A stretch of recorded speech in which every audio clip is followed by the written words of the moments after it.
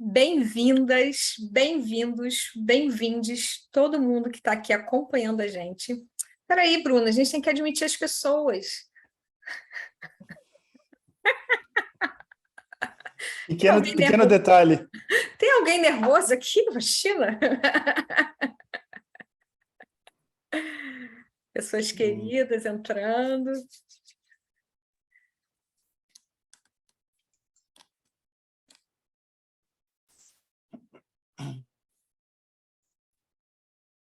Pessoas queridas entrando, Davi. Acho que a Zaira eu conheço também. Marina, mais conhecida como Nana. Queridésima, desse núcleo também, Gaia Education, Dragon Dreaming. Maravilhoso. Sejam todos bem-vindos, bem-vindas e bem-vindes. E a gente vai começar a nossa conferência Masculinidades Ecológicas com a presença de pessoas muito queridas. Meu nome é Isabel, eu sou a responsável pela Bambual Editora e eu quero dizer que qual é a importância da gente trazer esse livro para o Brasil. E a importância é que publicarmos este livro no Brasil é para que estejamos em conexão com as reflexões de vanguarda sobre o comportamento que acontece em todo o planeta. Este assunto não é importante somente no Brasil, mas em todo o planeta. Precisamos compreender o comportamento que nós fomos modelados para ter, homens e mulheres, e que tal comportamento é uma das raízes para a destruição que nós estamos fazendo no planeta. Esse comportamento está na raiz do ecocídio planetário que nós estamos cometendo. Parece pouco racional a gente manter esse comportamento, logo nós, Homo sapiens, que nos consideramos a espécie de ser vivo mais racional de todas. Então, mergulhar nesse assunto e neste livro é importante para nos conhecermos e fazermos as nossas escolhas com mais consciência. E, dessa forma, a Bambual Editora mantém o seu compromisso em publicar obras que apoiem o ser melhor de cada pessoa. Este livro não fala somente de quem somos, mas também de quem podemos ser, no que podemos nos transformar e no que já estamos nos transformando. E no que podemos nos transformar, homens e mulheres, é muito do que iremos conversar hoje. Está aberta a conferência Masculinidades Ecológicas e a gente tem aqui a presença dos autores do livro, Masculinidades Ecológicas, e também de convidados queridos. Então, os autores são o Paul Poulet, o Martin Hutman. A gente tem aqui os convidados, Guilherme Valadares, que está à frente da Fundação Papo de Homem, ou Instituto Papo de Homem, por favor, me corrija se eu errei. Instituto. Instituto. Também a gente tem a presença do Luiz Eduardo Alcântara, que movimenta aí as redes e também está vinculado, é um dos representantes que fala, né, pelo Brotherhood, que é uma querida parceria que a gente formou desde o início da campanha para a realização desse livro. A gente tem a presença do Henrique Porto, que é um querido amigo. A gente já se esbarrou aí em algumas dinâmicas de grupos e de autoconhecimento. Henrique, querido, posso dizer terapeuta, né, Henrique?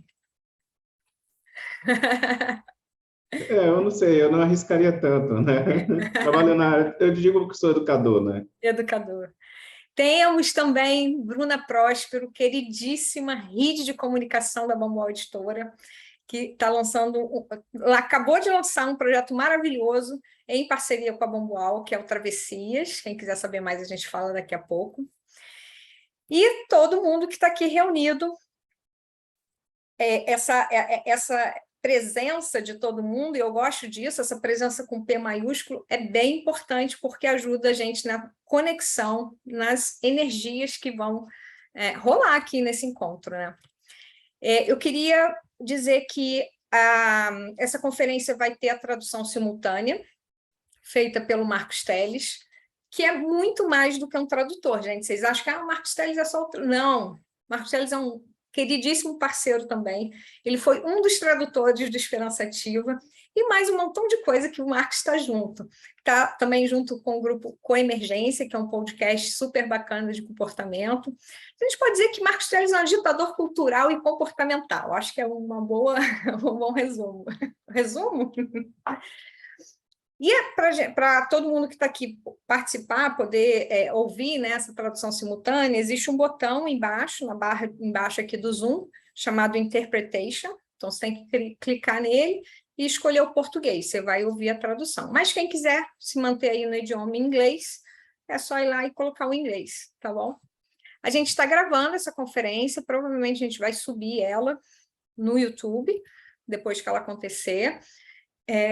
Isso é bem importante a gente avisar, porque a gente vai estar, então, expondo, né, imagens e falas das pessoas que estão aqui, então é bem importante todo mundo estar consciente disso, estar sabendo disso.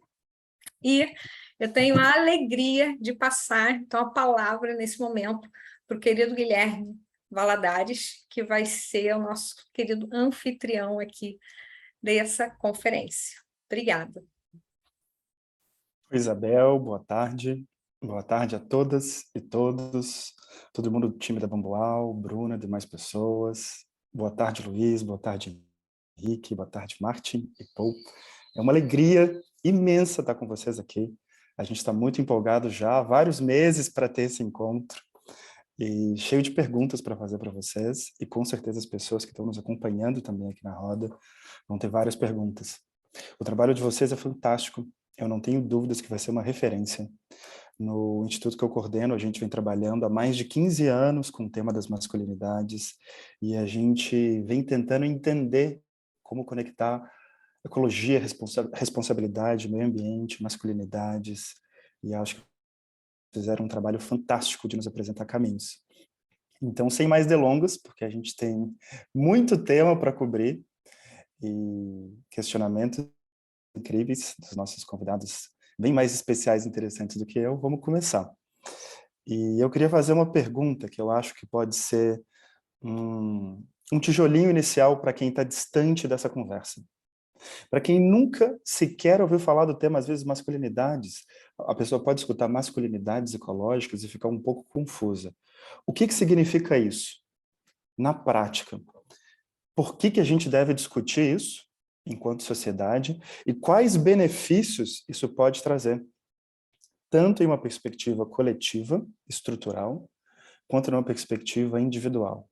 Então, acho que a pergunta inicial seria essa. Qual que é a definição do termo? Por que a gente deve discutir isso?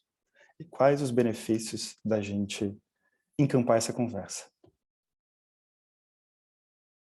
Passo a vocês. Não sei quem começa, se o Paul ou se o Martin. Oh, Martin, please, after you. Martin, por favor, você primeiro. Ok, obrigado, Paul. Obrigado a todo mundo por todo mundo estar aqui na conferência. Obrigado a todo mundo que fez esforços com a tradução e manter a comunicação acontecendo. Então, a gente agradece todas as pessoas que estão trabalhando também nessas ideias. Eu soube que da última vez que eu participei, tinha grupos se organizando e colocando essas ideias em prática. Então, agradeço a todo mundo por fazer esse trabalho. Significa muito. Significa para o planeta, para mim, para o Paul. Então, a definição, a primeira pergunta foi essa.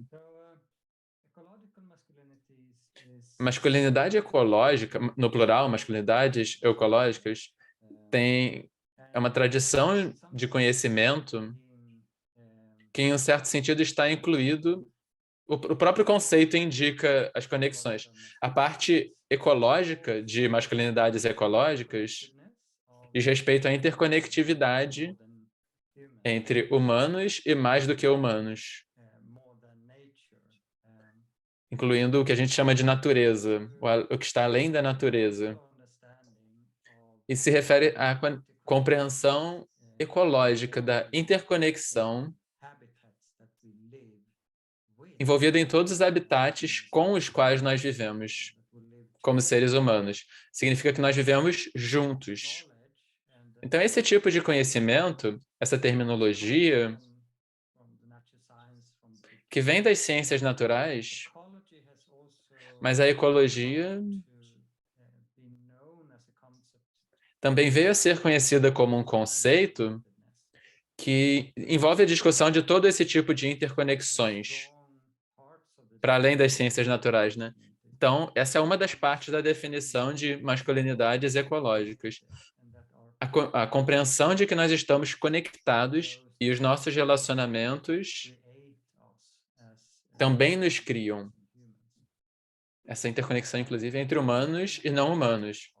E aí nós temos a parte das masculinidades. A parte das masculinidades vem da compreensão da pluralidade, de modo que a gente não fala em termos binários sobre masculinidades ou seres humanos nesse sentido. A gente fala de uma maneira plural, né? Por isso, então não há uma única forma de masculinidades ecológicas incorporada por indivíduos. Ainda que haja maneiras de incorporá-las e de praticar essas masculinidades. Mas a parte das masculinidades enfatiza o aspecto plural, não é apenas masculinidade.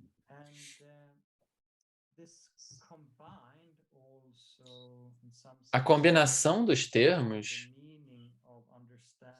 em algum sentido, diz respeito à compreensão de que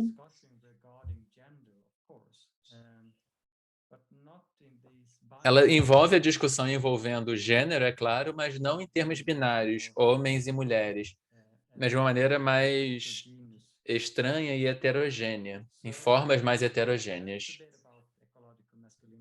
Então, isso é um pouco do que está envolvido no termo masculinidades ecológicas. Então, Paul, se você quiser falar alguma outra coisa, talvez não totalmente diferente, mas, por favor, adicione alguma coisa. Bom, fazendo eco ao Martin, eu gostaria de agradecer a todo mundo que está fazendo esse esforço no Brasil, vindo de várias pessoas, é muito empolgante para mim, porque eu, como John Croft, do Dragon Dreaming, eu sou da Austrália, da parte ocidental da Austrália, então tem alguma conexão lá, eu não sei o que tem na Austrália Ocidental, Perth, você entende? Mas para quem não é familiar com o Dragon Dreaming e com o trabalho do John Croft, ele é não apenas um amigo querido, mas uma pessoa mais velha que me mentora também, um mentor meu, e ele me estimula a criar esse trabalho já tem mais de 30 anos, desde que a gente se encontrou. Então, a conexão entre o Dragon Dreaming e as masculinidades ecológicas tem a ver com essas conexões fortes que o John e eu temos. E cá nós estamos seguindo os passos do Dragon Dreaming no Brasil. Então, fico muito empolgado sobre isso.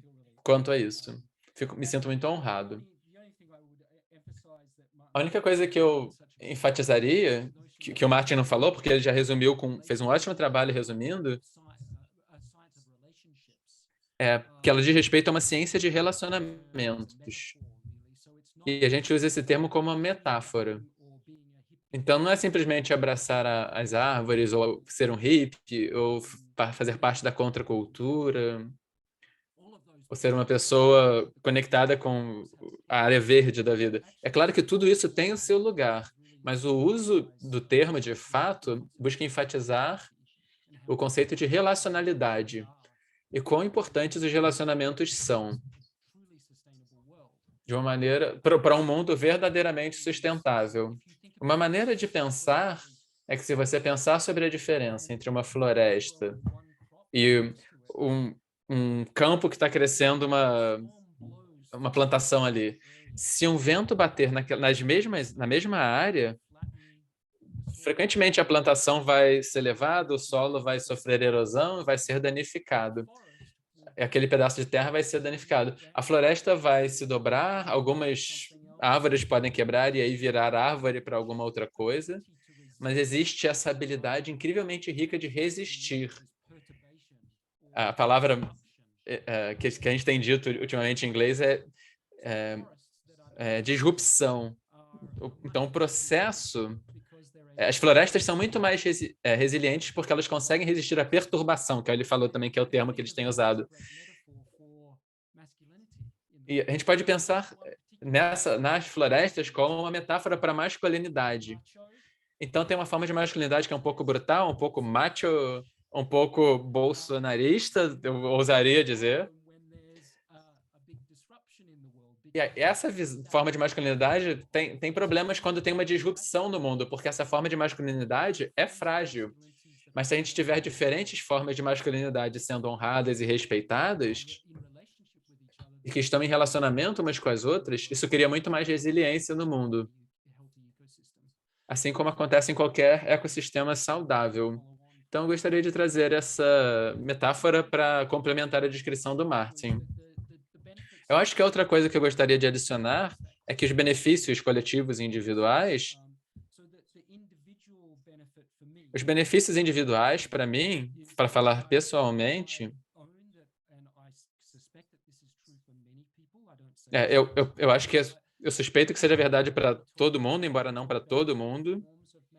A gente fala na obra, né, sobre 3 tipos de masculinidade: o provedor industrial, o ganha-pão industrial, os ecomodernos e aí os ecológicos. Então, o provedor industrial são muito como o Bolsonaro e algumas pessoas da classe trabalhadora e da classe média que querem que esse homem forte os salve.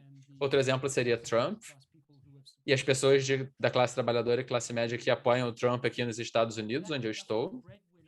Esses provedores industrial, esse tipo de pessoa, não é que eles não se importam necessariamente, é apenas uma definição muito estreita. Eles têm um campo de cuidado muito estreito. Então, é claro, tem pessoas narcisistas que não se importam com outras pessoas, exceto eles mesmos. Mas, de modo geral, as pessoas que se encaixam nessa categorização de provedores industriais, eles não necessariamente não se importam, não cuidam. Eles só têm um cuidado estreito, um foco do cuidado estreito. A abordagem da masculinidade ecomoderna, é que amplia um pouco mais. Então, você encontra isso nas pessoas que estão nas posições do governo ou pessoas que estão nas Nações Unidas, fazendo regras ainda que não sejam obrigatórias, mas espero que um dia venham a ser sobre plantações ligadas a mudanças climáticas, que trabalham nessas legislações. As pessoas que trabalham nas democracias liberais, elas têm um escopo mais amplo de cuidado, mas a gente sabe que esse escopo de cuidado, ele não é adequado de fato. Ele continua operando na mesma hierarquia, para usar a linguagem do Dragon Dreaming. Eles ainda estão no mesmo jogo, mas fazendo um greenwashing. Então, é claro, tem algumas pessoas que vão para o topo, mas todas as pessoas são empurradas para baixo. E, é claro, a ecologização como um conceito diz respeito a reconhecer que há elementos desses 2 modelos em quase todos nós, mas o que a gente tem a oportunidade de fazer é nos levar para uma posição mais ampla de cuidado, em que nós nos colocamos horizontalmente com o restante da existência no planeta. É disso que eu estava falando também. Então, vou parar por aqui para que a gente tenha tempo para mais perguntas. Então, sobre a outra pergunta, né, as outras, por que discutir isso agora e quais são os benefícios? Por que a gente precisa discutir isso? A gente vê claramente agora. Então, nós falamos dessa masculinidade dos provedores industriais. eles não estão adequados para o trabalho que precisa ser feito, trabalho ecológico, os desafios ecológicos no meio dos quais nós estamos. E também para ajudar numa situação como a pandemia. Então, na Austrália, por exemplo, quando teve com os incêndios na Austrália, parece que esse tipo de masculinidade, ela não dá conta quando esses desafios surgem na sociedade. Então, esse é um dos motivos pelos quais a gente precisa falar disso agora, porque a gente vê exemplos dos provedores industriais em liderança que não estão fazendo o trabalho que eles deveriam fazer. Outro motivo diz respeito às relações de gênero, a qualidade das relações de gênero, porque nós continuamos em uma sociedade patriarcal ao redor do mundo, inclusive na Suécia. Nós precisamos trabalhar com isso também, de uma maneira ecológica, porque no momento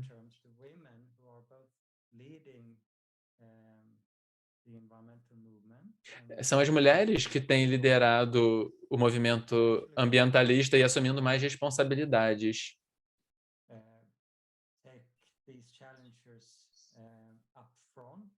Mas se a gente vai levar esse desafio para frente das nossas preocupações, a gente precisa que todo mundo se ecologize. Então, esse é um dos motivos muito importantes para mim, pelos quais nós precisamos falar dessas questões. Tanto a questão da liderança e a questão ecológica ligada ao gênero. E os benefícios, o Paul descreveu bem, é porque é uma oportunidade de ecologizar um número grande de pessoas ao redor do mundo, especialmente essas pessoas que no momento têm muito poder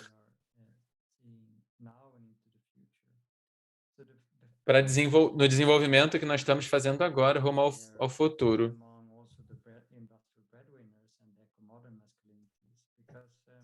Então, a gente precisaria transformar na direção ecológica, né, as formas anteriores de masculinidade. Elas também precisam ser ecologizadas. Então, esse é todo o argumento que a gente faz, que essas masculinidades precisam se ecologizar. E tem possibilidades, e mostrar possibilidades também, ainda que esse trabalho de ecologização seja frequentemente muito difícil.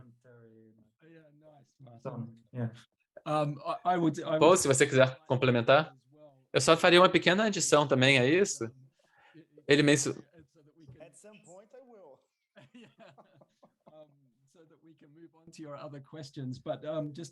Ele falou que você vai interromper a gente em algum momento para que a gente possa passar para a próxima pergunta. O Guilherme brincou, em algum momento eu vou. O Paul e eu, a gente não se encontrou. Tem tanto tempo que a gente não se encontra que a gente está patinando também. Pessoalmente, para mim, um dos benefícios, talvez algumas pessoas aqui na ligação também se conectem com isso, é algo que eu comecei a indicar antes. Eu tenho o provedor industrial em mim. Alguém pode dizer que nós temos um Bolsonaro em todos nós. Esse trabalho me ajudou em um nível pessoal a encontrar a minha paz com essa parte de mim mesmo e transformar essa parte de mim para que ela tenha um cuidado mais amplo, como eu mencionei antes. Para usar o termo mais técnico, esse trabalho busca ser uma exopolítica, se eu entendi. Eles tiram esse termo do Column, se eu entendi o termo. Ele é um líder no campo das masculinidades. Exit politics, política de saída. A gente percebeu que a gente precisava oferecer. Não era só a importância de denunciar um mau comportamento ou estruturas ruins que destroem a vida. Também a gente precisa fornecer uma maneira de que as pessoas que estão presas nesses sistemas possam sair desse sistema. Porque senão, você simplesmente é pego nessa cultura de denúncia. Eu estou certo, você está errado. É a política de saída, tá? Só deixando claro. Que é um jogo em que ninguém ganha. Então, o trabalho complementa a parte importante, que é denunciar esse comportamento ruim, as estruturas ruins, e também fornecer uma saída para as pessoas para um caminho mais ecológico, mais cuidadoso. Eu não quero soar meio pomposo, mas uma maneira mais amorosa de estar no mundo. É maravilhoso escutar vocês, Paul e Martin. Agradeço por oferecerem essa definição clara, argumentos de por que isso importa discutir agora, conectando com a situação do Brasil, né? Eu acho que a maioria de nós aqui nessa conferência hoje não vê a hora de poder votar em um presidente que não seja o Bolsonaro. Estou tomando a liberdade de falar pelo que eu acho que a maioria das pessoas aqui nessa conferência pensam. Achei muito interessante você fazer a ponte com a Austrália. Tem muita gente lá fazendo um trabalho incrível no campo de masculinidades. Tem o Instituto Ritos de Passagem, fundado pelo Dr. Arne Rubinstein, que faz um trabalho com meninos e pais usando a natureza como campo de fundo. É maravilhoso. E eu acho que dentro do que vocês apresentam, né, falando de masculinidades no plural, a gente vem explorando aqui masculinidades responsáveis, saudáveis, plurais, possíveis, uma série de outros termos e caminhos. E com isso, eu acho que o Henrique tem uma pergunta muito interessante e importante para nos fazer agora. Então, Henrique, te passo a palavra para fazer a sua pergunta aos queridos Paul e Martin. Obrigado, boa tarde, obrigado, Guilherme. Queria, saudar o Paul e Martin e a todos e todas que estão aqui presentes. Eu, só para a gente ter uma noção, eu estou aqui no interior da Bahia, né? Pertinho de Salvador, mas aqui na região conhecida como Recôncavo Baiano. Uma região que tem uma biodiversidade bem significativa, enfim, tem muito verde aqui por perto. Bom, mas trazendo então minha pergunta, né? Quais caminhos podemos construir para conciliar o cuidado com o meio ambiente com o fato de que muitas pessoas, sobretudo pessoas negras, não possuem um mínimo existencial, né? Como é que a gente pode criar um espaço para expressão dessas masculinidades ecológicas negras, né? Considerando que essa extrema desigualdade acaba estabelecendo a subsistência como a prioridade, né? Gerando dificuldade de organização política, potencializando a violência de gênero, que está na base aí ela é criada pelo patriarcado.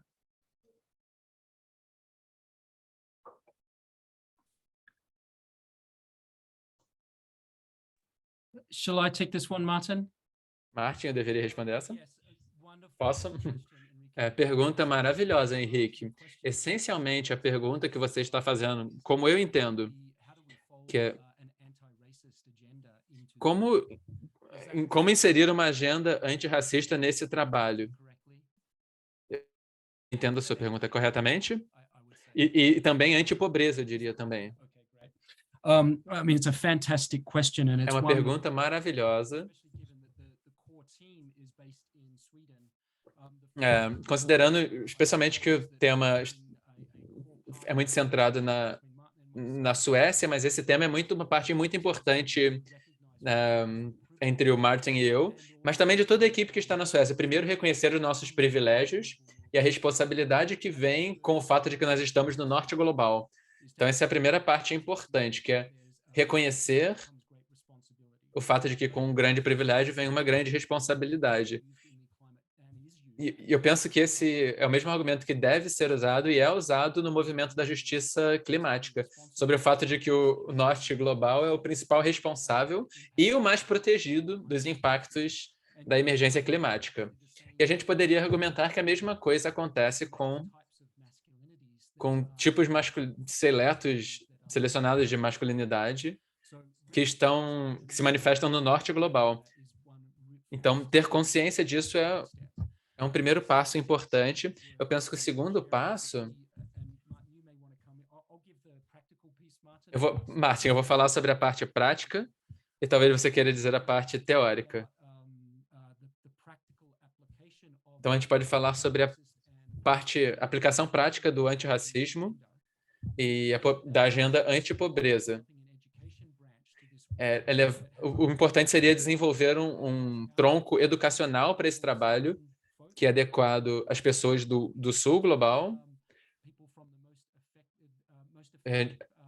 A gente falou das regiões, das pessoas e áreas mais afetadas.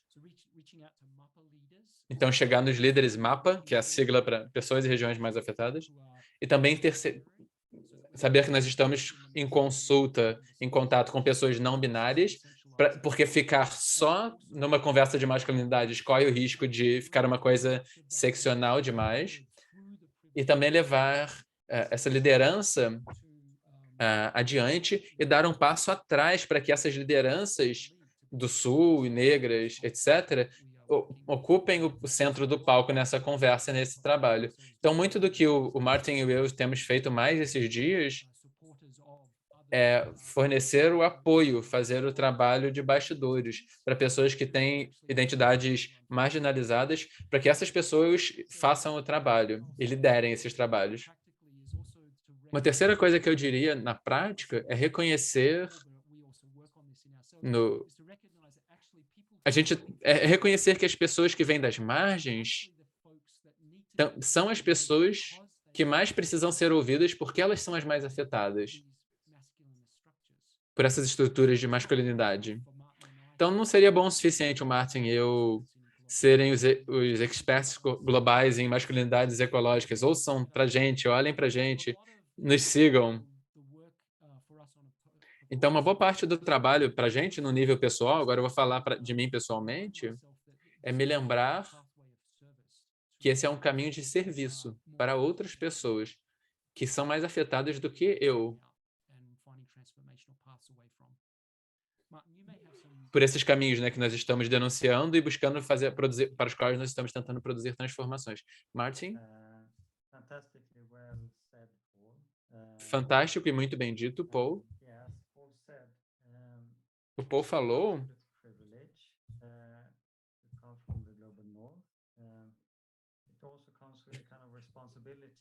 o privilégio que vem da nossa presença no Norte global vem junto também com a responsabilidade de denunciar as desigualdades e falar sobre elas, mas também de criar espaço para que outras pessoas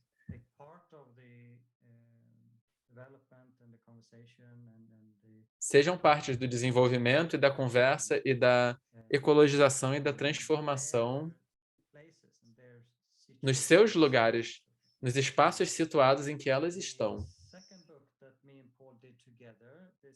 O segundo livro que o Paul e eu fizemos juntos, essa antologia, Homens, Masculinidades e Terra, nós tentamos fazer lá o que nós falamos, botar na prática.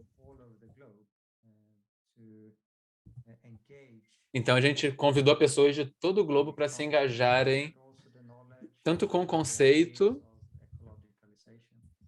e as ideias de ecologização. Então, muitos acadêmicos, são 22 no total, da Austrália, Estados Unidos, mas de vários lugares. Nós esperamos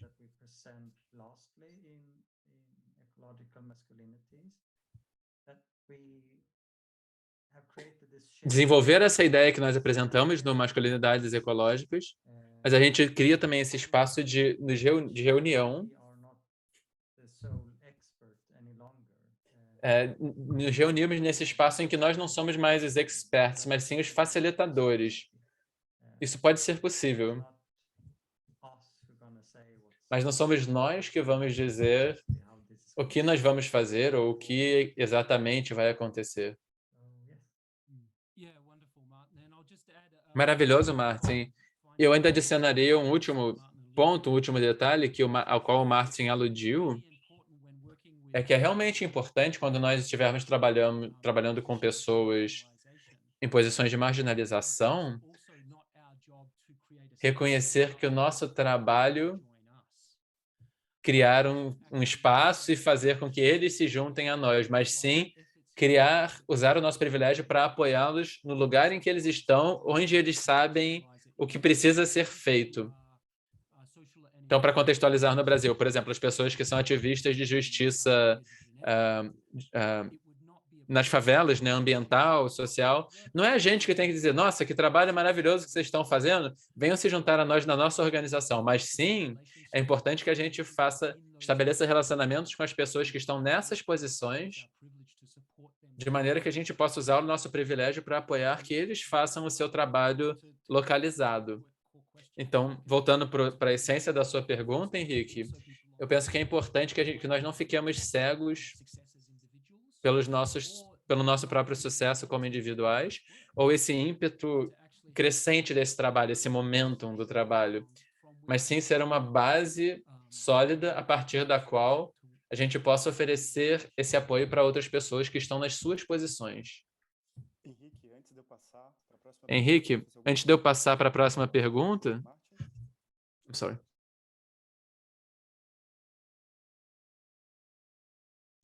Henrique, quer?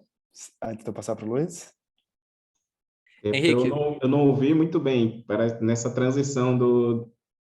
Henrique, agora você ouve? Eu estava te perguntando se antes de eu passar para a próxima pergunta, você quer fazer algum comentário sobre o que o Paul e o Martin disseram.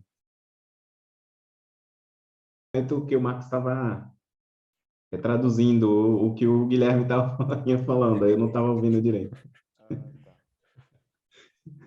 Bom, Henrique, me ouve? Obrigado pela pergunta, Henrique.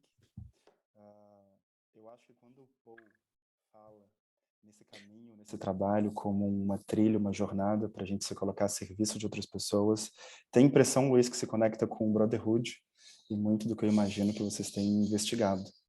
Então, fico curioso para ver qual que é a pergunta que você vai nos oferecer agora para o Paul e para o Martin. Massa, boa tarde, obrigado. É uma alegria estar com o Martin, com o Paul aqui de novo, a Isabel, a Bruna da Bumboal, Guilherme, Henrique, todo mundo, vejo aqui alguns também do próprio Brotherhood que estão acompanhando a gente. Bom, eu queria perguntar, acho que essa é a primeira pergunta. Só comentar, né, que diferente do Henrique, eu tô falando aqui de São Paulo, que, né, grande metrópole. O Paul e o Martin estavam falando um pouco da questão do cuidado, né, que envolve muito as masculinidades ecológicas e também um risco, né, acho que o Paul respondeu a pergunta do Henrique sobre a questão da essencialização, assim, né, quando a gente pode, às vezes, buscar saídas das masculinidades provedoras ou até as ecomodernas. E eu vejo, às vezes, nas discussões, né, às vezes ambientais, uma possível, né, essencialização assim das mulheres nesse papel de cuidadoras, e às vezes a gente até usa a imagem da mãe terra, né, como a gente proteger a mãe, que tem um sentido, né, da gente oferecer esse lugar, né, de cuidado para a mãe terra, e todo mundo teve uma mãe e consegue referenciar com isso, mas também pode afastar alguns homens desse lugar, né, dessa ideia de cuidado como se não fosse para eles. E, por outro lado, tem movimentos, né, de homens que às vezes buscam resgatar esse homem selvagem, um arquétipo masculino perdido e essencial, e também às vezes essencializar, né, em um outro lugar. Então a minha pergunta seria um pouco como seria esse processo de ecologização, assim, essa saída dessas masculinidades, né, pela ecologização, para abrir essas novas possibilidades que não caíssem assim, né, em novas caixinhas essenciais assim.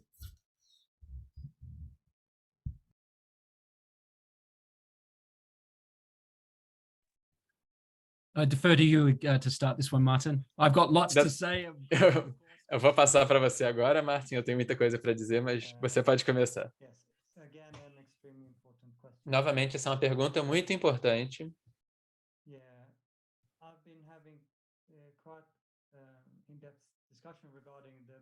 Eu tenho me envolvido nas discussões sobre esse conceito de mãe terra que você mencionou. E como algumas pessoas entendem essa ideia de uma maneira essencializadora e individual, como se referindo a uma mulher. E é claro que esse conceito é muito conectado. Esse conceito é muito conectado ao conhecimento dos povos indígenas, de vários sistemas. E também tem aqueles e aquelas que argumentam que não necessariamente precisa haver um gênero nesse sentido, não precisa ter marcação de gênero. Então, conceitos como Pachamama, que se referem mais à Terra como uma casa, um lar, e que não necessariamente inclui o aspecto de gênero em si. Então, algumas ecofeministas têm trabalhado com esse conceito de mãe terra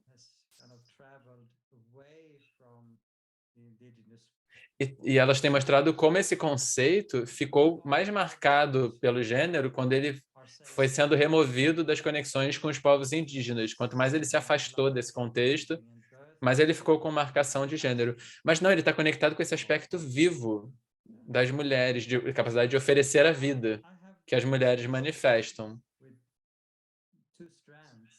Então, eu converso com as duas formas, as duas correntes de entender isso. Pela minha leitura sobre esse tema e pela minha perspectiva,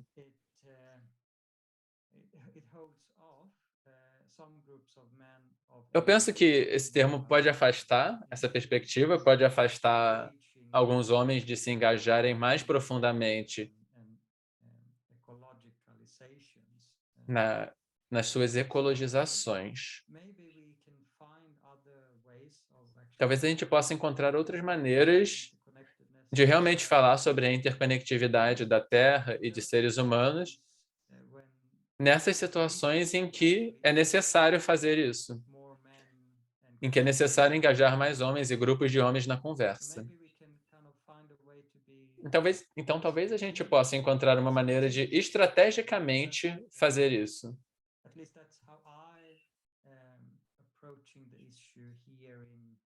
Pelo menos é assim que eu abordo a questão aqui na Suécia. E eu sei que isso varia de acordo com a cultura em que nós estamos falando, mas é como eu tenho tentado fazer aqui. Eu posso deixar você seguir, Paul, sobre o aspecto da essencialização, de modo que eu tenha dado uma parte da resposta. Obrigado, Martin. É útil vocês saberem que parte do trabalho teórico que eu tenho explorado agora diz respeito ao que acontece quando a gente foca na ecologização de metade do mundo, na parte de ecologização, mas não na parte das masculinidades. Porque o conceito de masculinidades ecológicas tem servido a um papel muito importante, mas tem uma conversa mais ampla que a gente deveria ter, a qual eu me refiro em uma das minhas publicações recentes, que ainda vai ser impressa, como uma análise de pós-gênero, no contexto de pós-gênero. Então, quando a gente olha para esse trabalho de ecologização, o meu trabalho, né, tem olhado isso de uma perspectiva de pós-gênero. Então, o que eu tenho descobrido, por exemplo, eu me identifico como hétero, mas eu estou me educando nas ecologias queer, por exemplo. E ao estudar e aprender sobre as ecologias queer, a partir da minha perspectiva de um homem cis, eu tenho descoberto ecologias queer. Você pode pensar como uma metanarrativa, como uma conversa mais ampla sobre o ecossistema de ecologizações. Então, aqueles de vocês que têm familiaridade com feminismo ecológico ou ecofeminismo, isso é uma das conversas. E aí a gente desenvolveu essa conversa chamada masculinidades ecológicas. Isso é outra conversa. Então, essas conversas têm quadros teóricos e aplicações práticas. E o que nós descobrimos quando nós colocamos a nossa atenção no aspecto de ecologização, por exemplo, eu falei como a floresta e a plantação, em termos das masculinidades. Usando essa metáfora como referencial, em um nível mais amplo, a gente pode usar essa metáfora em um nível mais amplo da identidade de gênero. Então, o mundo mais resiliente que a gente pode criar é um mundo em que todas as nossas identidades de gênero estão incluídas também. Então, a gente vê transformações revolucionárias em países como a Irlanda, em que o casamento gay foi legalizado, apesar de ter sido intensamente atacado. Eu não sei quais são os direitos de casamento de pessoas gays e não binárias e de outros grupos no Brasil, porque um ponto-chave que eu aprendi nos meus estudos é que esse é o paradoxo do termo queer. Queer faz parecer como estranho, externo, alheio, do lado de fora, anormal. Mas, de fato, o que a gente está vendo no mundo é que as pessoas estão reconhecendo essa diversidade de identidades e que essa diversidade de identidades é o caminho mais normal para todos nós. Isso parece que tem mudado as opiniões públicas e políticas, as políticas públicas, além da violência extrema, por outro lado, que as pessoas dessas identidades têm sofrido há muito tempo. Então, os eventos extremos de violência e marginalização não sumiram, mas a gente vê essa transformação acontecendo, até nos níveis mais altos dos governos. A gente consegue ter conversas sobre uma pessoa queer assumir uma posição política muito elevada, que não era muito possível em outros momentos do nosso próprio período de vida. Então, para mim, essa noção de terra-mãe, ou de maternidade, ou de tentar ficar em um território essencializado, ele não só nos limita, mas, além de tudo, essa tendência não reflete as mudanças que as sociedades têm efetivado. A gente tem ido para a direção que retorna para o que a gente, de fato, sempre soube.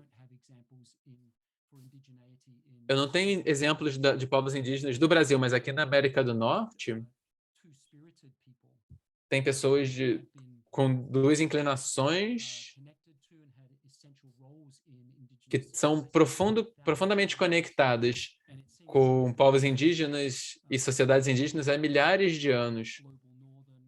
E me parece que os governos do norte global têm reconhecido isso, mas isso que tem sido reconhecido, esses povos já têm sabido disso há milhares de anos, talvez. Então, a gente talvez consiga ir além das limitações do essencialismo. Eu queria só fazer uma última caução aqui, um cuidado. Eu penso que vocês no Brasil estejam vendo elementos disso. É que esse ethos do protetor e provedor, que é a essência, está muito na essência da masculinidade, ela é muito facilmente incluída no banner, né, no ecofascismo, que está conectada com a supremacia branca e nessa visão anti-imigração, essa posição anti-imigração, um patriotismo, etnocentrismo. E tem um perigo que as masculinidades ecológicas, que as pessoas tentem usar isso que nós desenvolvemos para avançar uma política um pouco sangue e solo, inclusive em outras partes do mundo. Então, o motivo pelo qual eu estou tentando levantar isso é que citar isso, é que a gente descobriu que um governo de extrema-direita vai assumir o poder na Suécia. Então, existe uma pressão para que as pessoas peguem essa agenda ecológica e usem em um viés patriótico. Isso é um uso muito perigoso desse trabalho. É importante que a gente denuncie esses usos e reconheça que esses objetivos são contrários ao que o Martin e eu falamos. Acho que esse é um ponto realmente importante de enfatizar. Só gostaria de adicionar que nessa antologia, a Maria Darvish fez um trabalho maravilhoso de denunciar esses ecofascismos. Então, essa é uma recomendação de leitura. Martin, se você Ok? colocar o título ou o link desse livro aqui no chat, seria maravilhoso. Agradeço muito. Luiz, você quer comentar alguma coisa antes da gente passar para a próxima pergunta sobre a resposta Ah, dele? só brevemente, eu ia dizer que, assim, agradecer a resposta, acho que foi ótimo. Eu também, eu ficava com, acho que a gente, nesse mundo, né, conformado, assim, pela masculinidade, acho que muitas mulheres, né, têm buscado espaço, né, nesse mundo masculino, e, assim, muitas pessoas às vezes discutem muito a como tornar os homens, né, mais femininos, entre aspas, e aí eu sempre ficava me questionando e acho que essa resposta foi ótima, para a gente sair um pouco desse binarismo, assim, né? Esse alerta de vocês eu achei sensacional, porque aqui no Brasil nós temos um agronegócio, né, muito forte, então esse alerta da questão da terra e do sangue, assim, e como isso pode ser, todas essas ideias podem ser apropriadas, né, de forma que não foram as intenções, assim, é bem importante a gente ter em mente, assim, então eu agradeço. Maravilhoso. Aproveito agora, sem mais delongas, para passar para a querida Bruna. Bruna, está contigo o microfone para fazer uma pergunta. Martin? Acho que ele quer dizer I alguma can just coisa. add there that Se eu puder adicionar apenas, o maior grupo na Suécia,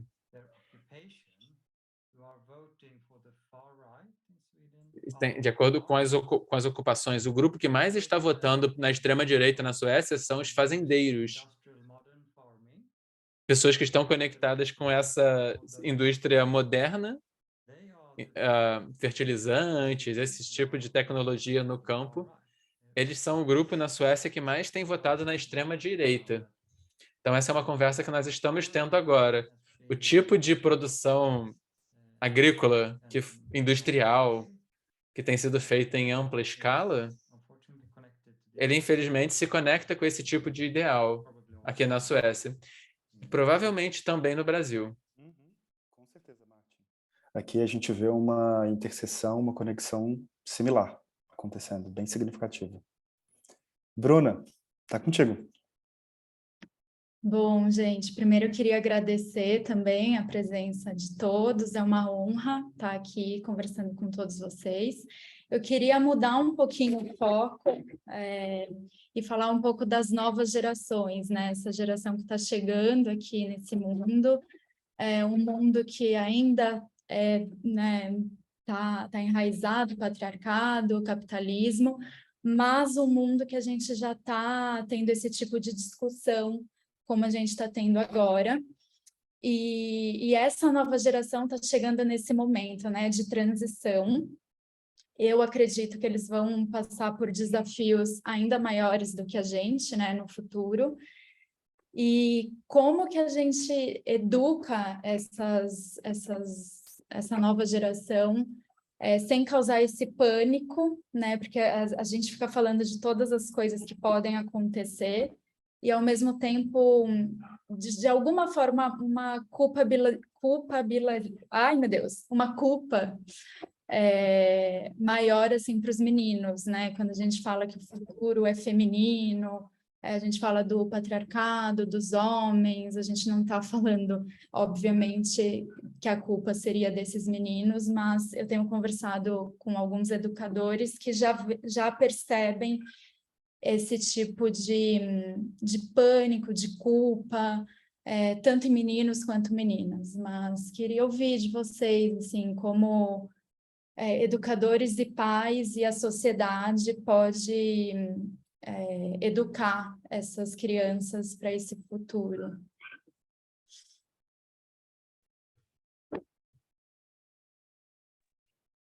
good. Maybe I can say something first then, Paul.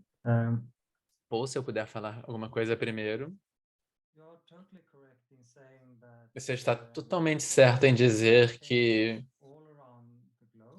há mudanças ao redor do mundo. Na maior parte dos países tem essa nova geração, ou essa geração que está por volta dos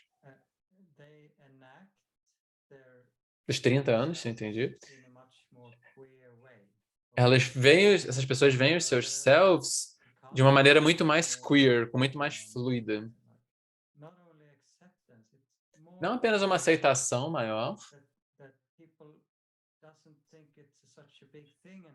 As pessoas já não acham mais que é uma grande coisa quem você ama, digamos assim. você pode amar quem você quiser. E nesse sentido você pode expressar a sua identidade. Então a gente tem visto isso como uma tendência há 30, 40 anos já. O reconhecimento de direitos, todas essas coisas. Isso está especialmente presente nas gerações mais jovens. As pessoas, como o Paul falou, nós estamos... As pessoas com quem nós mais temos tido aliança e conexões e as pessoas do Fridays for Future, Sextas-feiras pelo Futuro. A gente trabalha com essa organização chamada Men Engaged, Homens Engajados. A gente organiza workshops e webinars junto com o Fridays for Future, ativistas do Fridays for Future. E a gente também pede que eles deem input no nosso trabalho, que eles comentem o nosso trabalho, deem um feedback. Então está ficando mais e mais óbvio que você pode amar quem você quiser e que esses referenciais binários não importam tanto mais. Mas o que eu vejo também no contato com o Fridays for Future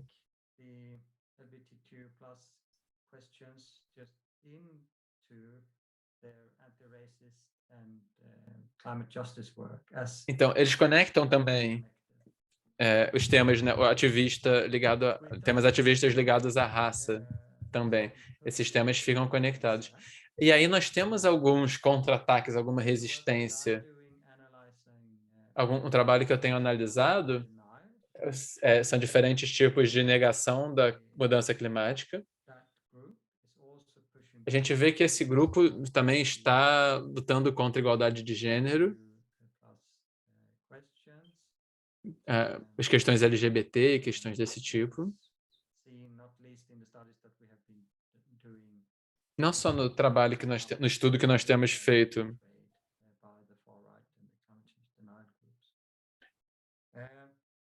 Com pessoas da extrema-direita que trabalham, que são negacionistas. Então, essa é uma questão mais ampla. Em um nível mais detalhado, como você perguntou, né, sobre as escolas, como ser pais e mães. Eu tenho um filho de 16 anos. Eu não acho uma grande questão lá. Me parece que ele também é parte de achar que não é uma grande coisa falar sobre esse tipo de questão.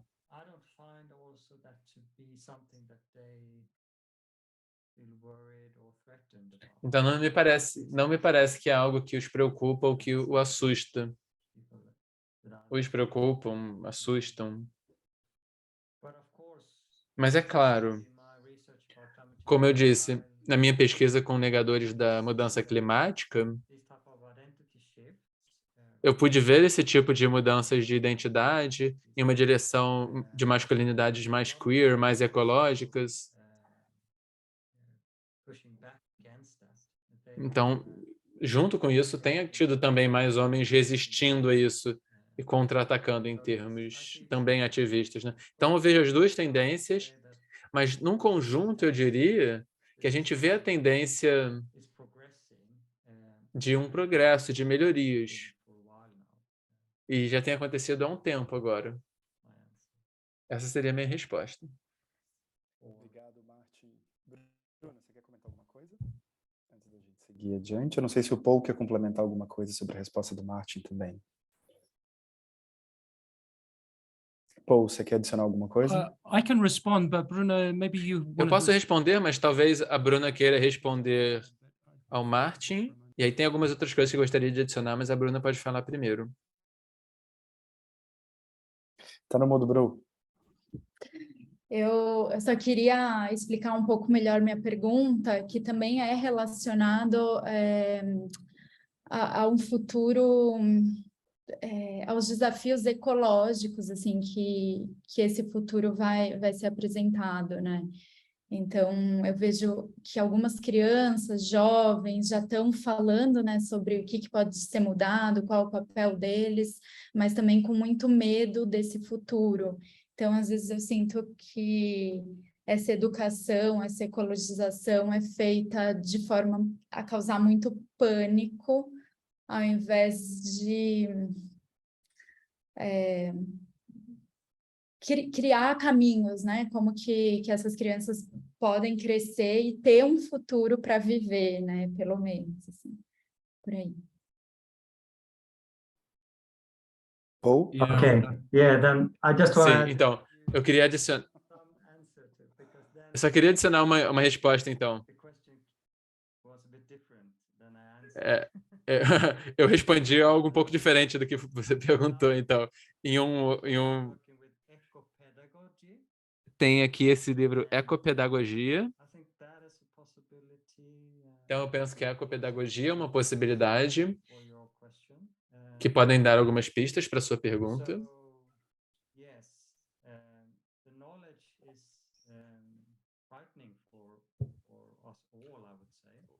O conhecimento do que está do futuro, da questão ecológica, é assustadora para todos nós, até eu diria, para além das gerações mais novas, mais jovens. Dentro da ecopedagogia, elas têm feito algumas coisas. Uma coisa é criar uma comunidade, fazer com que a questão seja de comunidade, com fazer uma questão social. Então, você tem conversas sobre isso, mas você também age junto com outras pessoas.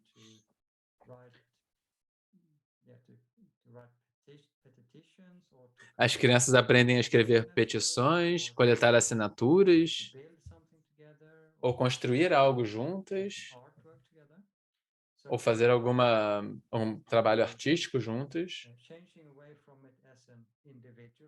Então, a gente tira de um problema individual, da abordagem do problema como individual, para o nível da ação coletiva, para que a questão seja de ação coletiva. Então, essa é uma das maneiras ecopedagógicas que a educação na Suécia com a qual ela tem trabalhado. Outra maneira é tornar a situação muito concreta.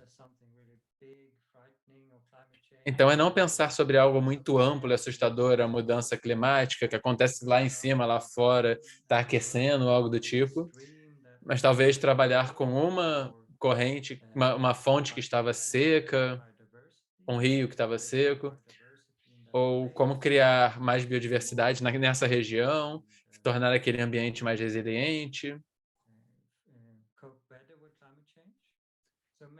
que possa ajudar a questão climática. Então, é fazer uma mudança de um tema abstrato para algo bem concreto. Então, do individual para o coletivo e do abstrato para o concreto. E aí, a terceira coisa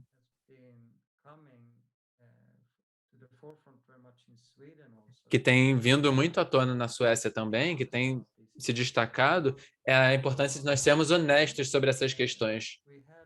Então, por muito tempo na Suécia, nós tivemos uma educação ligada ao desenvolvimento sustentável, com esse raciocínio. Bom, nós vamos consertar isso então com algumas políticas econômicas e aí vai ficar tudo bem. E aí os professores começaram a ensinar isso e aí os alunos entendiam, mas isso não está funcionando. A gente vê que as coisas estão melhorando, a gente ouve falar, mas a terceira coisa é... A gente vê que as coisas estão piorando, perdão. Então, é importante que nós sejamos honestos com a realidade tal como ela é. Então, do individual para o coletivo, do abstrato para o concreto e ser honestos.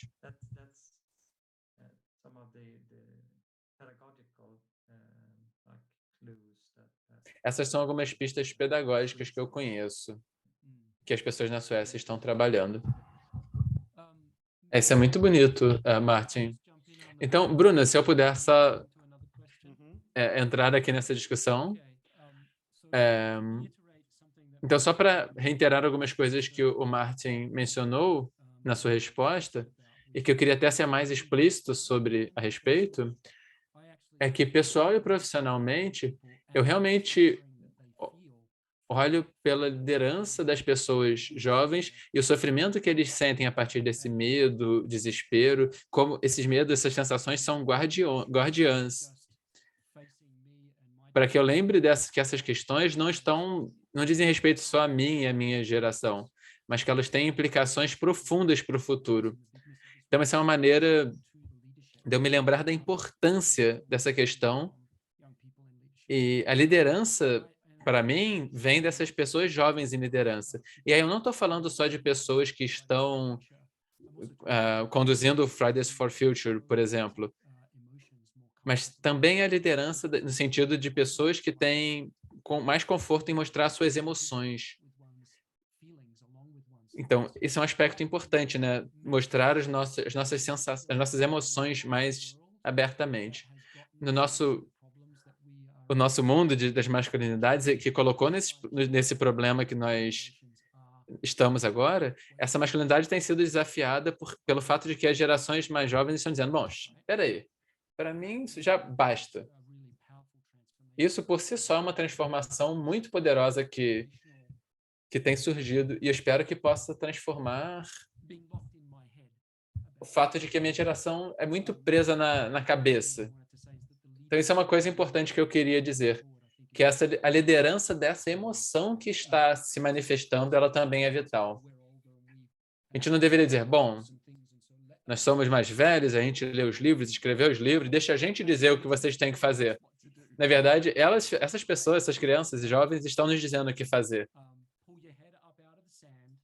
Que é, tirem a cabeça de vocês da areia e, como o Martin sugeriu, ou encontre algo sistêmico, global, até alguma coisa na sua vizinhança, alguma coisa bem localizada, que seja uma resposta local também. Então, as pessoas jovens, eu penso, estão nos ajudando a ver o aspecto prático e o empoderamento, a motivação e o entusiasmo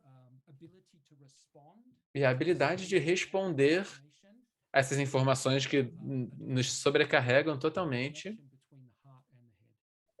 A maneira de responder é por meio da conexão entre o coração e a cabeça. Eu acho que a minha geração e as gerações anteriores, a minha, falhou miseravelmente. Uma outra coisa que eu gostaria de dizer, para adicionar a noção de ecopedagogia que o Martin trouxe, mas muitos de vocês têm familiaridade com o fato de que o trabalho da Joanna Macy começou com o medo absolutamente assustador da aniquilação nuclear. Então, isso foi muito presente na minha geração. Só que agora o problema é muito mais amplo, para muito além. Não é uma pessoa doida que vai apertar um botão. Somos nós dirigindo nossos carros. É cada um de nós ligando o aquecedor 1 grau. É a gente entrando em um avião para ir para os Estados Unidos. São todos nós. Isso entra em nós e nos toca de uma maneira difícil de confrontar em nós mesmos. É fácil nós nos desligarmos. Quando uma pessoa jovem me lembra, por meio da expressão do seu pânico, do seu desespero, até da sua culpa, isso me lembra da minha responsabilidade de pegar de ficar 2 dias e meio em um trem de Nova York para Colorado, em vez de pegar um avião. Para mim, eu tenho que admitir, é desconfortável, mas eu fiz. Na verdade, não foi tão ruim. Então, eu encorajo todos nós a começar a buscar maneiras de mudar, a nos transformarmos, a ficarmos com o desconforto. E não é fácil. Então, para mim, o trabalho da Joanna Macy é um trabalho nos anos 1970 e 80. E ela foi ampliada, esse trabalho foi ampliado, né, para lidar com o desespero climático. E então eu encorajo que vocês fiquem familiares com o trabalho dela sobre o desespero, além desse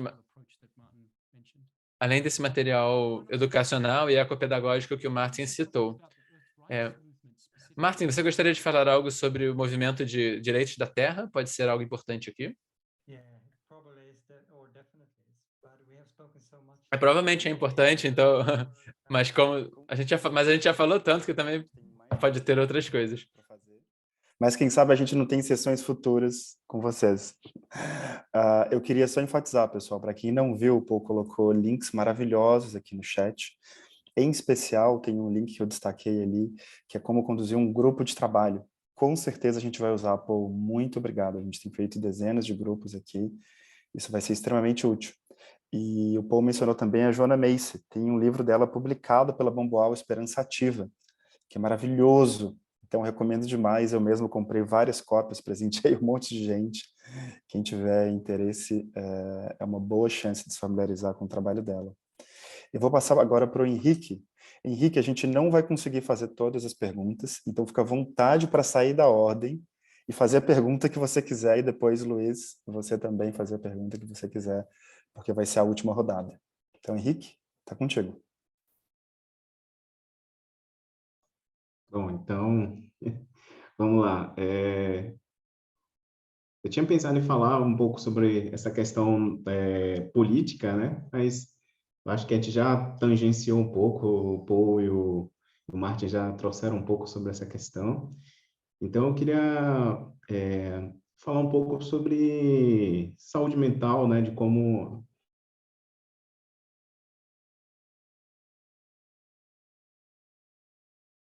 Henrique? Acho que travou, Oi? gente. Oi, voltei. Henrique, deu para escutar até você falar em saúde mental, depois travou. Então, eu queria falar um pouco, né, sobre como essa masculinidade hegemônica impacta, né, na saúde mental dos homens, né? Porque embora os homens tenham diversos privilégios e as mulheres, né, já são muitas vezes vítimas dessas violências, inclusive violência psicológica, né? As estatísticas brasileiras apontam que a quantidade de suicídios entre homens é maior que entre mulheres, né? Então, como é que vocês acreditam que essa masculinidade hegemônica está relacionada, se relaciona aí aos problemas de saúde mental? E em que medida essas masculinidades ecológicas podem contribuir para esse bem-estar masculino?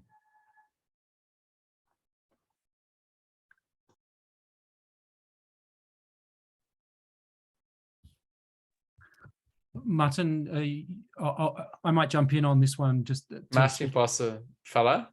domestic violence work that I did that helped bring me to this work first. Porque eu fiz um trabalho com violência doméstica, então eu posso trazer essa questão à tona. Então, uma pessoa colega e pessoa mentora, Greta Gartz, vocês podem... Greta Gartz, thanks, Paul. Ela usou esse conceito das violências lentas da destruição ambiental terem a mesma lógica, ou ser a mesma violência que tem quebrado famílias e comunidades. E violências que têm raízes na masculinidade. Um ótimo exemplo disso, na Europa agora, é claro, é a invasão da Ucrânia pela Rússia. Você pode argumentar que parte do motivo pelo qual essa violência chamou a atenção é porque é uma guerra europeia, então que a cobertura não é justa para as várias violências, mas porque a gente tem visto tanto a cobertura que tem acontecido quanto a essa guerra, é que as pessoas estão relutantes de matar umas às outras. A gente ouve histórias de novo e de novo sobre o posicionamento dos dois exércitos, é que elas não estão querendo fazer o que elas deveriam fazer, as ordens que elas recebem. Elas estão se sentindo forçadas. Então, os ucranianos querem defender a sua soberania e as pessoas, principalmente jovens russos, às vezes meninos, fazendo o que dizem para eles fazerem, ainda que eles não achem que é o que eles deveriam estar fazendo. E o ponto em que eu quero realmente chegar aqui é que tem um gancho psicológico nessas violências lentas, no processo de violências lentas, é que, ironicamente, é amor e cuidado. Pelo trabalho que eu fiz ao longo dos anos, eu percebi que o jeito que os exércitos, governos criam exércitos quase todos, quase sempre feitos por homens, não totalmente, mas os exércitos são basicamente homens que deveriam matar. Mas qual é o método? É fazer esses homens criarem elos tão fortes uns com os outros, de maneira que o contexto e as histórias desaparecem, e o motivo pelo qual esses homens matam no campo de batalha é por amor uns aos outros. E o motivo pelo qual eu falo é que a base fundamental é amor. A tarefa é tocar aquilo, tocar o amor. Se a gente consegue uma maneira de acessar a maneira como as masculinidades de todos os tipos são muito amorosas e direcionar essa energia para geração da vida, em vez de práticas de destruição da vida, eu penso que o que nós estamos fazendo, a gente não está dizendo que todos os homens são maus e ruins. A gente não está dizendo que o futuro é feminino na ausência de homens que não se identificam com o feminino.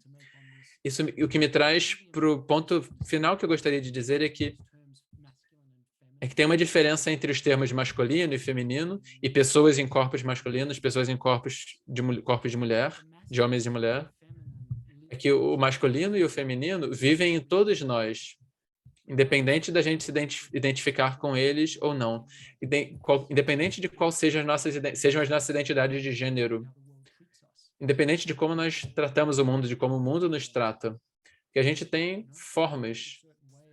Meu cabelo, a minha roupa são de certos jeitos, e as pessoas interagem comigo por um certo motivo, porque eu apareço assim. Então, independente de todas essas diferenças, o que a gente chama de masculino e feminino vive em todos nós. Então, esse trabalho não é sobre tentar melhorar os homens, não é tentar fazer uma transformação a partir da masculinidade, mas sim dizer que esses aspectos de nós mesmos são fundamentalmente baseados em amor e cuidado. E a nossa tarefa é nutri-los como a linguagem que a gente usa falando de escopos maiores, mais amplos de cuidado, justiça. Então, por exemplo, na Rússia, entre a Rússia e a Ucrânia, né, a pessoa mata a outra pessoa porque o meu amigo está próximo de ser morto aqui ou de ser queimado. Então, essas complexidades é que nós devemos encontrar. A gente precisa trazê-las diante de nós, ser honestos quanto a elas, saber que a gente está lidando com algo complexo, essas questões muito existenciais com as quais nós estamos lidando, encontrar maneiras de não transformar aspectos da experiência humana em más, em errados, e sim saber algo que nós sempre já soubemos, que nós somos da parte desse chamado universal pelo amor. Você quer adicionar em relação ao Paul, ou eu vou para uma rodada final aqui? Eu não sei se vocês podem seguir mais alguns minutos. Yeah. Podem seguir mais alguns minutos? Para depois a gente fazer mais uma última pergunta? Perfeito. Então, Martin, por favor. Fine. Just short. Just short. So the mental. Brevemente, a questão da saúde mental. Para mim, e para o Paul, no nosso pensamento, no nosso livro,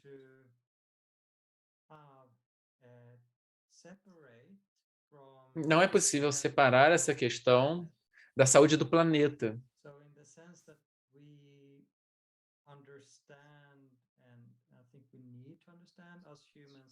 Então, nós entendemos e precisamos entender nós humanos como parte da Terra, e a questão da saúde, especialmente da saúde mental, se conecta, por exemplo, no tema da nostalgia, pelo anseio de algo que foi perdido no mundo,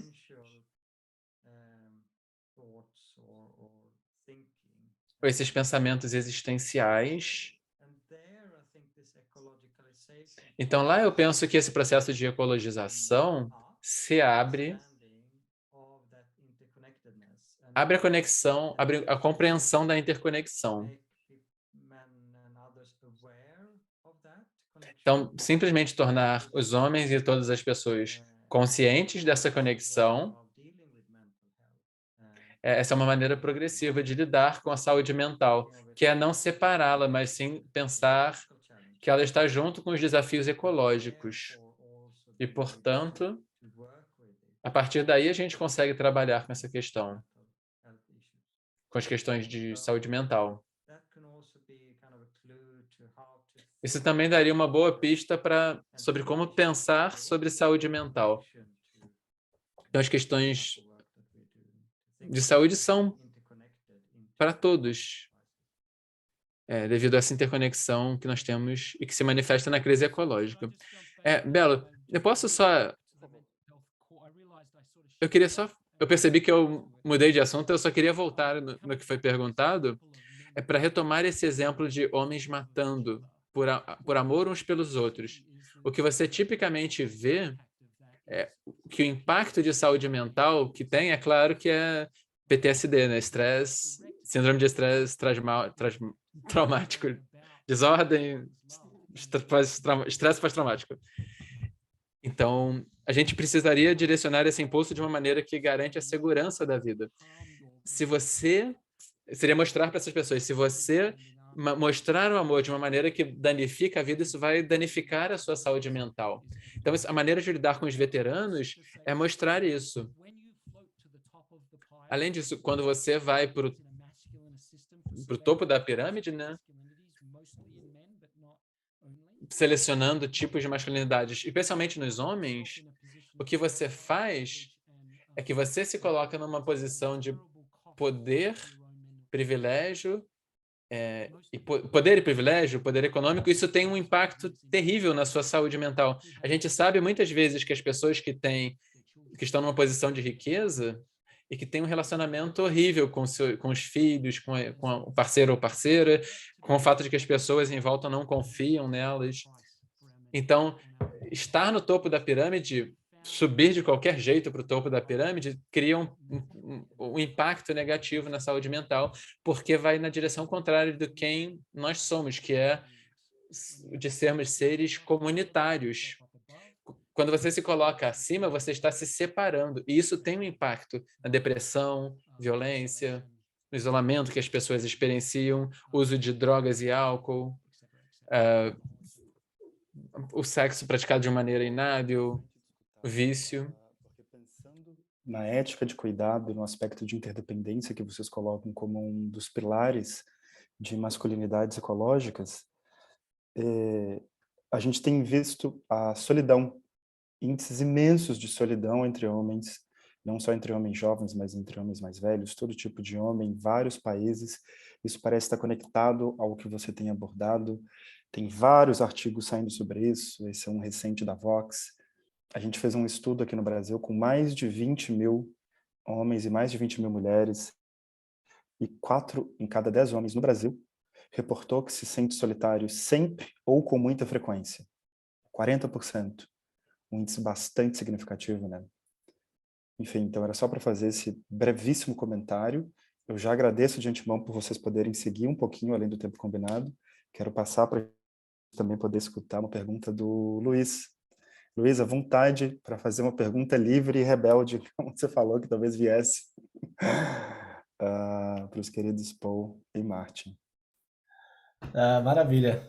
Pois, realmente muita coisa que daria para perguntar, mas acho que já que nós estamos indo mais para o final, assim, eu talvez só retomar um pouco o que vocês falaram antes. No livro, né, quando vocês trazem a ideia de ecological, vocês colocam também que isso é um verbo, né? Então, é ecologizar-se. Então, aos poucos, a gente ir colocando isso em ação, né? Vocês trouxeram essas ações que cada um poderia fazer. E aqui no Brasil, a gente tem uma jornalista super premiada, Eliane Brum, que ela fala que, diante da emergência climática, a gente deveria nos amazonizar também, né? Que eu não sei como é que o Marcos vai traduzir isso. Mas... E um pouco que nós deveríamos, assim, né, nos tornar indígenas, assim, né? E ela até fala que as gerações, né, essas novas gerações europeias de classe média que estão aí, o Fridays for Future, como se eles estivessem falando a mesma língua dos indígenas que falam aqui no Brasil, agora na Europa, né? Essa nova geração falando muito o que os indígenas falavam. E aí a minha pergunta fica um pouco nesse lugar, assim, já conectando, assim, um pouco quanto a gente pode olhar para os povos originários, né, tendo consciência da diversidade que eles são no mundo todo. Eu também não sei, vocês relatam, né, alguns no livro, o quanto eles são assim, exemplos, né, de masculinidades ecológicas, ou quanto eles poderiam nos inspirar nesse lugar, né, sem querer também romantizá-los, porque eu sei que eles têm os seus desafios. E além deles, assim, ou se não eles, em que outros locais, ou além de vocês, né, como vocês colocaram, onde mais a gente poderia buscar inspirações, assim, para ir construindo esse caminho de ecologização?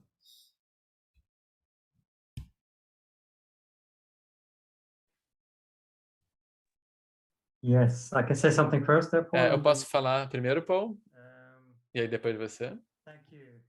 Yeah, so Então, obrigado. E sim, a ontologia, theoretical basis a base ontológica, teórica, das masculinidades ecológicas, é claro, é inspirada pelas visões de mundo indígenas e pelas suas cosmologias. Assim como nós temos a inspiração do trabalho ecofeminista, feminista,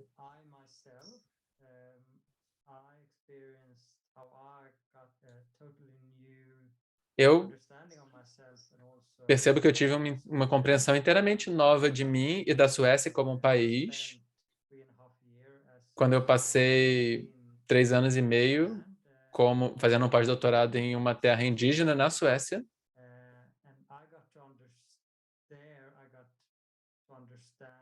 E eu vim a entender eu vim a entender como diferentes práticas podem ser comparadas com a modernidade industrial. Eu sei que o Paul tem experiências similares.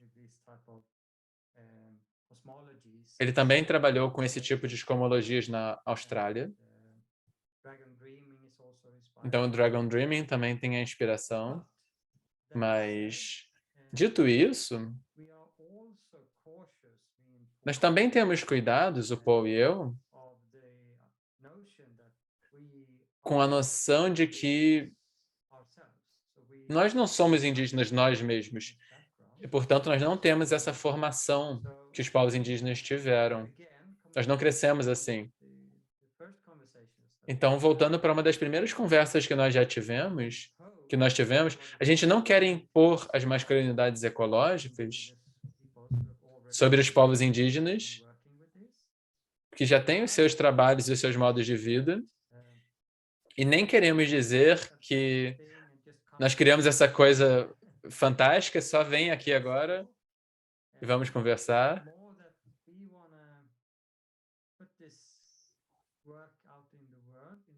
O que a gente quer fazer é colocar esse trabalho no mundo, sendo inspirados por essas cosmologias, essa forma de entendimento, e aí como um convite ou uma sugestão ou algo que pode inspirar também pesquisas indígenas ao redor dessas questões. A gente possa inspirar líderes indígenas e com os quais nós possamos nos inspirar, ligados aos temas das masculinidades. Então, a gente sabe que tem muitos trabalhos sendo feitos e a gente acha que é fantástico que isso esteja sendo feito. Então, essa tem sido a nossa jornada, sendo tanto inspirados quanto trabalhando com esse tipo de ideias, mas, novamente, aqui.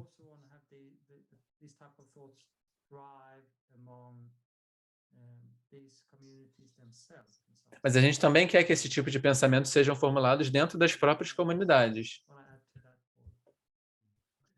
Então, Paul. Obrigado, Martin. Eu sou parte da banca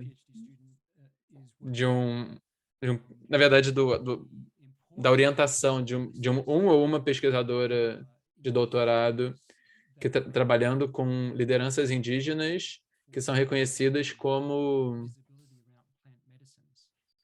pelas plantas medicinais, um tipo de plantas medicinais que tem pesquisado e sido envolvido em pesquisas sobre como essas plantas medicinais podem ajudar em questões de saúde mental. Na Universidade de Johns Hopkins, ela tem feito essa pesquisa a partir de uma perspectiva bastante crítica e que conecta com essas questões que o Martin mencionou. E o discurso que eu gostaria de enfatizar aqui para a gente é o quão importante é que as masculinidades ecológicas sejam vistas a partir de lentes decoloniais. Então, a gente falou sobre a importância de não só trazer as pessoas para nós, mas de também apoiar as pessoas e as lideranças indígenas. Mas a questão principal aqui também é que algumas lideranças indígenas nos lembram que, em última instância, todos nós, de alguma maneira, somos indígenas. Se a gente olhar nas nossas heranças, na nossa ancestralidade, ou se a gente encontrar uma maneira de localizar tão profundamente que a gente chegue a ponto de construir a conexão com o lugar. Então, você mencionou, por exemplo, Martin, os movimentos de nostalgia que se desenvolveram. Tem os trabalhos do Glenn Albrecht e outras pessoas. Então, essa questão dos povos indígenas fica menos politizada. E a gente realmente precisa ter essas conversas a partir de uma lente decolonial. E, ao mesmo tempo, reconhecer que todos nós, de uma maneira ou outra, somos indígenas. Então, uma maneira de me conectar por meio disso, foi fazer, testar geneticamente a composição genética da minha família. E pode ser muito surpreendente para a pessoa perceber que, na verdade, nós podemos perceber que a gente tem conexões genéticas com lugares que a gente nem sabia. Isso é algo que a gente pode considerar fazer, como uma forma de trabalhar com algumas dessas complexidades aqui. Eu só queria coar também o que o Martin falou, é que no que diz respeito à questão da indigeneidade e do cuidado com a terra, a nossa tarefa também é não tentar ser uma voz para os povos indígenas, mas sim ajudar os líderes indígenas em seus contextos a aparecerem, a serem vistos. Eu penso que seria perigoso e um erro tentar fazer outra coisa que não isso. Paul, Martin, quero agradecer imensamente iniciando o ciclo de fechamento. Henrique, Luiz, Bruna, Isabel, todo mundo que está aqui presente na conferência até agora. Tem sido uma alegria imensa. Eu sei que a gente tem um monte de outras perguntas para fazer, eu tinha várias, mas acho que foi muito rico esse encontro. Ou Martin, vocês podem ter certeza que a gente vai fazer, cada um a nosso modo, né, o possível para levar adiante o trabalho de vocês. Com certeza, falando por mim, é uma semente que inspira muito do que a gente quer colocar em ação. Os links que vocês colocaram aqui são imensamente úteis, em especial aquele para trabalhar com grupos. Então, estou saindo daqui muito, muito feliz. Estou colocando no chat o link para a pré-venda, para quem quiser comprar a edição em português, pessoal. E tem também um link para baixar a degustação com as páginas iniciais. Então, Bru e Isabel, estou fazendo já o marketing de vocês. E passo para Isabel e Bruna poderem fazer um fechamento oficial. Não sei se Henrique e Luiz querem dar alguma palavra final brevemente. E depois Paul e Martin também, claro, poderem se despedir. Peço desculpas por a gente não ter conseguido fazer as perguntas de quem estava aqui presente. Vi uma pergunta linda do Diego, uma pergunta linda da Eliege, mas a gente fez o nosso melhor para abordar muitos temas importantes aqui. Então, Bruna, não sei se você quer dar algumas palavras. Luiz, Henrique, se vocês querem dar uma despedida rápida, porque a gente já estourou em 10 minutos o nosso tempo aqui, não quero manter o Paul e o Martin além da hora. Eu só agradeço o Martin e o Paul pela presença, pelo encontro e, enfim, torcendo para que tenham outros também, porque realmente dá para ficar mais tempo aqui. Eu também. Henrique? Eu também tenho só a agradecer a partilha, acho que foi muito rico, e lamentar que a gente não teve mais tempo, né? Mas agradeço ao apoio, ao Martin e a todos que ficaram aqui com a gente até agora. Maravilhoso. Bru, Isabel? Gente, só queria falar para a gente já começar a ver as agendas, então, para ter esse novo encontro. Acho que vai ser super potente mesmo. E agradecer também a todos os presentes. E acho que a Bel vai finalizar. Valeu, Bru, valeu, grupo. Muito obrigada pela dedicação na divulgação desse tema, desse livro, do trabalho da Bambual. Queria, antes de fechar, abrir mais uma vez a possibilidade do Martin, do Paul, de poderem se despedir ou dar as últimas palavras. Paul, Martin. Maybe I'll go first, Martin, so you can have Talvez, last. Martin, eu vou só falar alguma coisa para você ter a última palavra, ok? É bom que você tenha a última palavra. Então, muito obrigado. Sempre que eu faço contato com vocês, com os nossos amigos, amigas e aliados no Brasil, eu fico mais e mais entusiasmado, não só com o que está acontecendo lá, mas também com como eu poderia construir relacionamentos mais fortes com vocês aqui, que eu tenho tido a oportunidade de conhecer. Então, por favor, considerem isso como um convite aberto para entrar em contato comigo. Eu vou fornecer os detalhes do meu contato. Eu tenho um portfólio também dos meus links, não só os que eu botei ali nos links, mas tem muitos outros links ligados ao meu trabalho. Então, sintam-se muito livres de acessar esses links, eu vou passar esse link para vocês. Eu não sei se é o que está acontecendo, mas talvez a gente esteja indo na direção de uma empreitada de levantar fundos, para que talvez eu ou o Martin possamos ir ao Brasil, quem sabe com o John Croft. Sim, a gente ama essa ideia. Eu amaria isso. Eu acho que tem uma grande possibilidade aqui, grandes possibilidades se formando.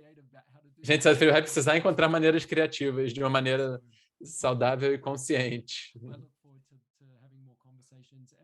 Mas fico interessado em ter mais conversas desse tipo. Por favor, entrem em contato comigo. De qualquer maneira que vocês gostariam. A gente tem uma parte do trabalho focada em educação. E essa parte do nosso trabalho está disponível também para fazer trabalhos educacionais, com corporações, com comunidades. Se vocês quiserem também mentorias, compartilhamento de recursos, ou que nós façamos algo online, nós estamos disponíveis para isso também. Martin? Obrigado, Paul. Muito obrigado. Martin, muito obrigado. É uma honra.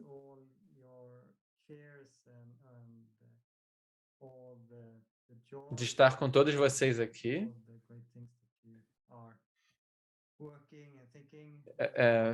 Tenho essa alegria, fico muito feliz que vocês estejam fazendo esse trabalho, engajando com o nosso trabalho. Eu também fico satisfeito e feliz de estar aqui com vocês. Isso me deixa muito feliz. Eu fico também energizado por ver todas essas ótimas pessoas fazendo os trabalhos ótimos que estão fazendo. Isso me deixa entusiasmado, então eu agradeço vocês por isso. É o nosso prazer. Eu também gostaria de dizer que eu desejo vocês muito bem nas eleições que estão vindo.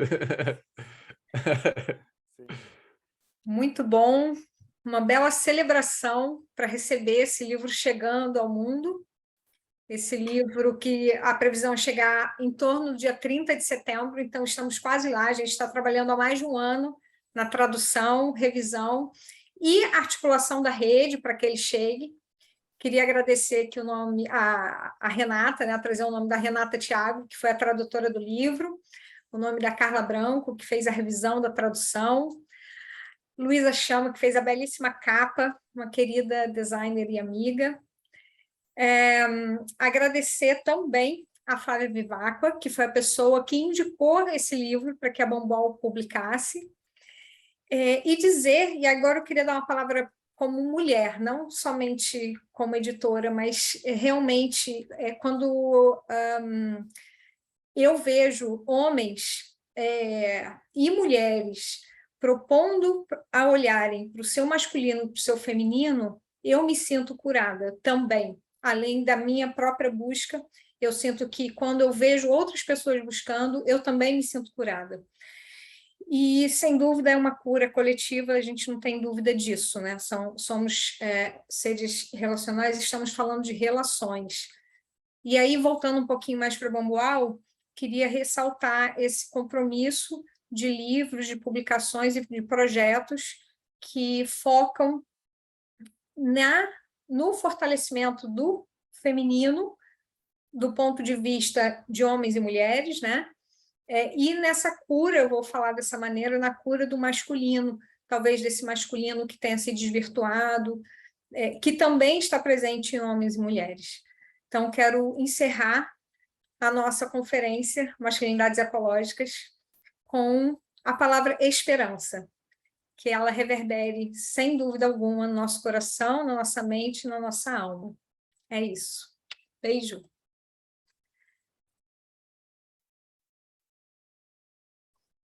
Maravilhoso. Muito obrigado, pessoal. Beijos em todos. Muito obrigada. Tchauzinho. Muito obrigada, gente.